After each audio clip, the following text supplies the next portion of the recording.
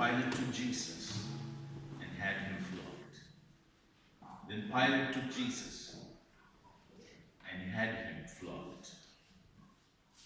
By this time, the previous night he's arrested in the Garden of Gethsemane, as you know. And before that, he went through a very tough time. No one touched him. No one even touched him. But because of that anxiety or that agony, the blood came out from his face. I don't know, today there might be people who are going through very tough time out of their anguish or depression or whatever. Jesus took it that day because he knows 2,000 years later that people will go through this. And from there on, when he was arrested, he was taken to the house of the high priest Caiaphas, and then again to Pilate, and from Pilate's home to there, he was taken to Herod, and then back again to Pilate, and this time he was tired. Meanwhile, they gave him a blow everywhere and said, who beat you? Just tell me. Prophesy. And they were making fun of him. They're making everything possible that could, to put him down. Now finally he reached Pilate's place, and Pilate questioned him, "Who are you? Do you know I have the authority to release you?" and all that stuff. But Pilate's thing was, if you read Luke chapter 23, 16th verse, 20th verse, and 23rd verse, or 22nd verse, he tried to release Jesus somehow because he didn't find anything wrong with this man to put charges against. So he thought maybe if he said all these 3 verses in Luke chapter 23, he said, I'll punish him and leave him. And this guy said, no. We want Barabbas to be released and not Jesus. We want to crucify him. Crucify him. And they're making a big noise. Crucify him. And maybe in his thinking, Pilate thought maybe when he was beaten up badly and maybe he will collapse and they will think, oh, they will leave him alone. Because he didn't know the religious thing that's going on and the thing that they are planning from a long time. He didn't know all that. So he thought maybe he's not committed that big sin, so let me give him some punishment, and when he is tired and fallen down with hurt and bleeding, they will leave him alone, he thought. So Pilate, John chapter 19 and verse 1, then Pilate took Jesus and had him flogged. In other translation it says scourged, which means that he gave them a chance to whip him. And the whipping before the crucifixion normally was with a whip which had 9 strings or 9 thongs attached to it. And on the 9 thongs, they have some more 9 nails and bones attached to it. And every time they would hit him, they will also pull back.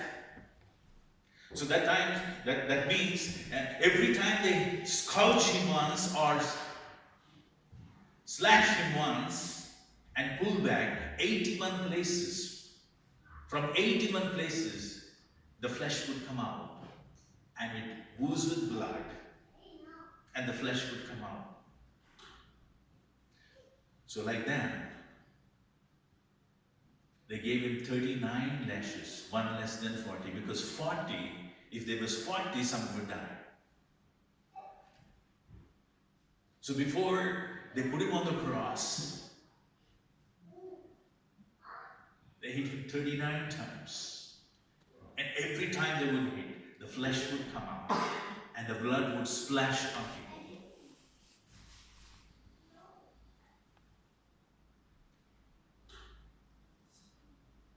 And if it once it's making 81 wounds, that means by 39 times it would have been smashed. The back would have been smashed. The Bible says, meaning the Bible says, his back was plowed for us. His back was plowed for us. And his spine had showed up by that time. Immense pain and immense agony he was going through.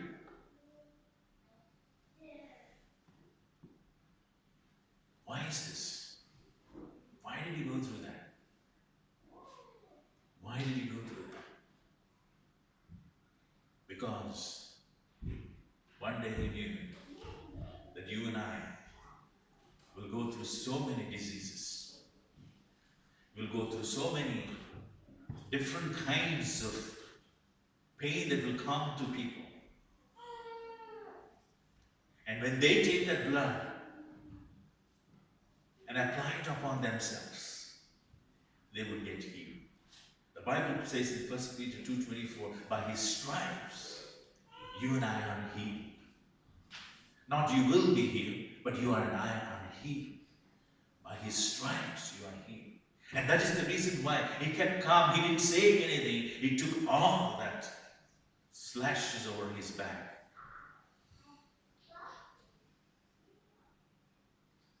He didn't speak up and say, yes, I am the king. And he would have said one word, the whole thing would come to an end. But he took it for you and for me. And he took it on the cross. He took it on his back.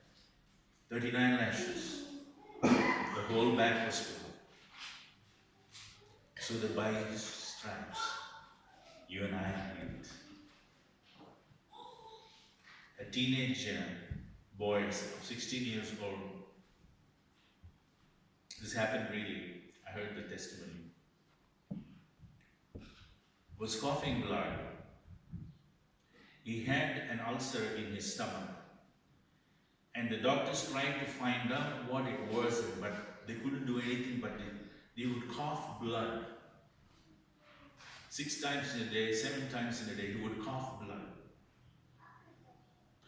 And one day he was sleeping, and he saw this dream or vision, and he saw Jesus being beaten up like brutally.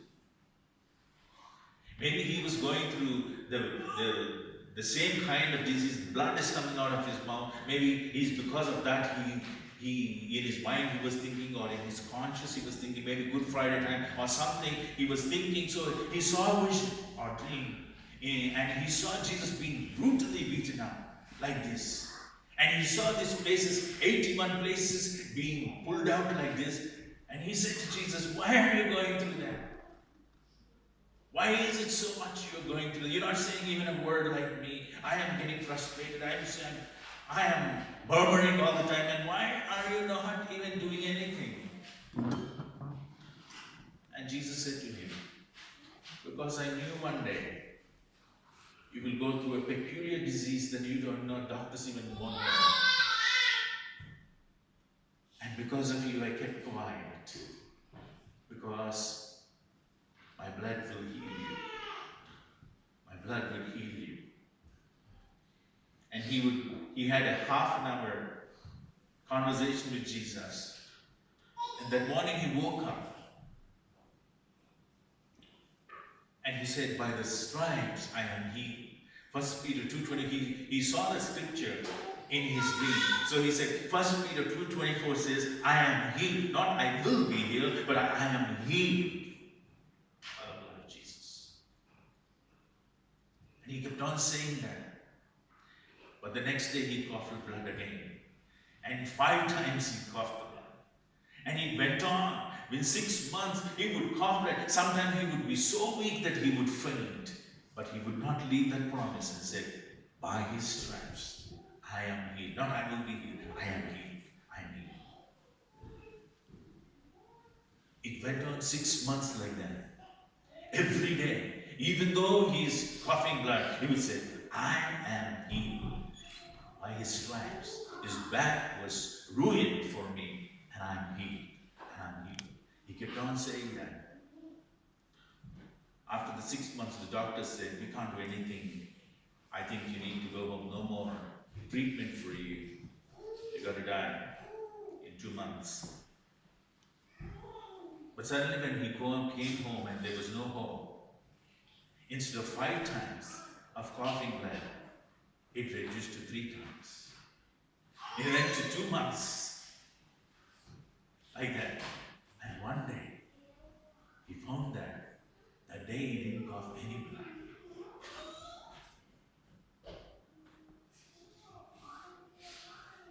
And again, after a few days, he saw that he stopped coughing the blood because of that word he took. By his stripes, I am healed. I am healed. I want you to close your eyes this morning. The reason he went on the cross, the reason he took it on his back, the 39 lashes, is not for you to feel sad, but for you to take that healing. I don't know what type of disease you're going through or what type of infirmity you're going through or your close relative is going through. But he looks at the tears. He looks at every tear and says, I took it calmly because of you. By my stripes you are healed. I give you this time to claim that healing. For you and for your loved ones, or your close relative, or whoever there is. Say, Lord Jesus, you took those backlashes for me. Your back has been plugged. Your spine showed up. Literally every flesh and every blood was splashed all over the place for me. So I take that healing this morning. I take that healing this morning. I apply the blood of Jesus on my sister, on my brother, on my mom, on my dad, on my son, my daughter. Lord, by your stripes we are healed. Your precious Jesus. Thank you for this opportunity to come, to reflect on the wounds that you've gone through. I pray, Lord, that you would speak into every one of our hearts. That, Lord, that we would have confidence that you took it on your back. Sometimes we feel like we don't have that faith to take that healing. But you had that faith that we would be healed today. And you took it calmly.